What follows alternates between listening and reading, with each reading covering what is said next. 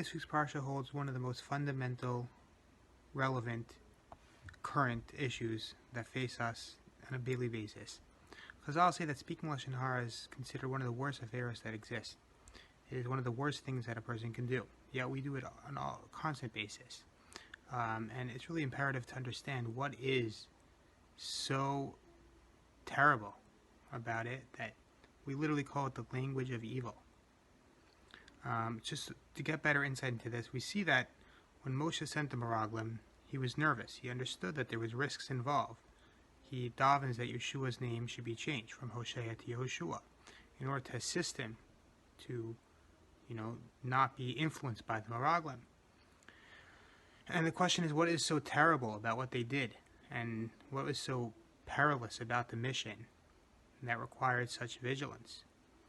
And the answer seems obvious, that if you think about it, when you look at someone and you speak something bad about them, what are you doing? You're drawing a caricature of that person, and you're describing the entire essence of the person based on one specific action without the context of the rest of his life.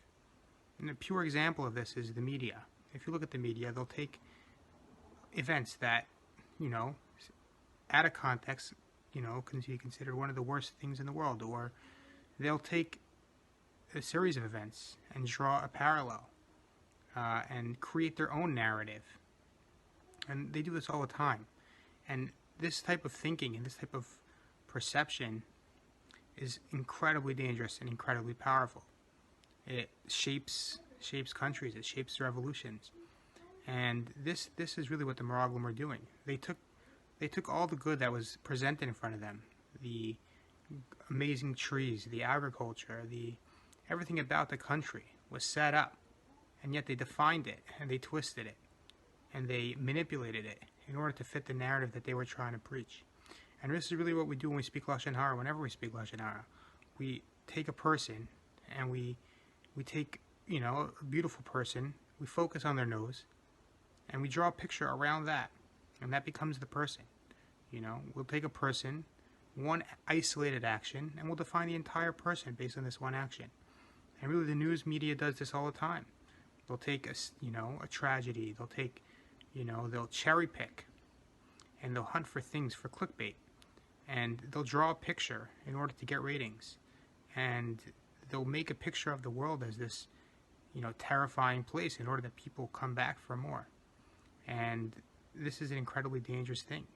We have to understand that it's dangerous to consume this type of media, the type of media that describes the world as a certain way, whether it be Jewish media or non-Jewish media.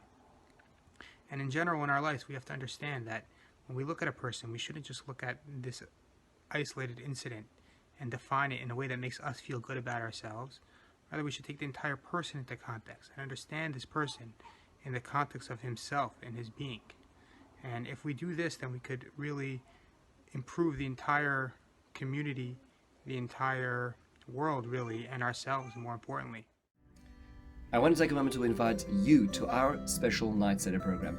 Our Aaron and Leah Night Seder program has been endowed to our shul, bringing in outstanding young Talmidei Chachamim to our shul every Monday to Thursday from 8:30 to 9:45 every night of the week, in order to give you the opportunity not just to listen to Shirim, but to do your own learning. That means to say you choose, even if it be half an hour a week, you say, I would really like to learn X. I would really like to learn more about Y. And I want to come in. You can find a chevrusa. You'll be assigned your own chevrusa to work through it at your pace, at your level. That's what Night Seder is about.